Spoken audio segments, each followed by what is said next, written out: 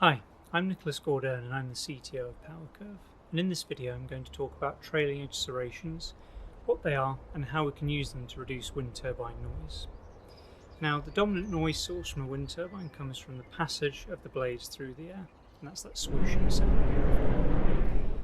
And as turbines have got larger and larger, the noise has become more of a problem on some machines.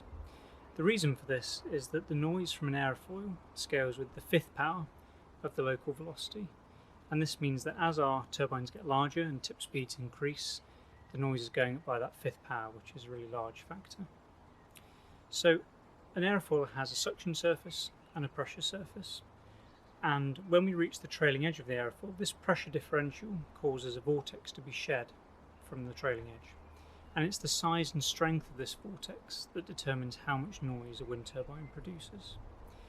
Depending on local regulations and the proximity of turbines to housing, it may be desirable to run a turbine in a low noise mode, and that often means curtailing production. Obviously this has a huge effect on annual energy production, and it's much more effective if you can address the problem of noise by attacking its source, i.e. the aerofoil. This is a PowerCurve serration. This is a 3D printed example that we use for wind tunnel testing and other development purposes.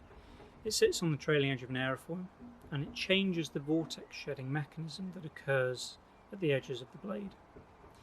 Now, if we carefully control the shape, size and angle of these triangles, we can modify the frequency spectrum of the emitted sound, and by doing that we can reduce the overall sound power level of the turbine.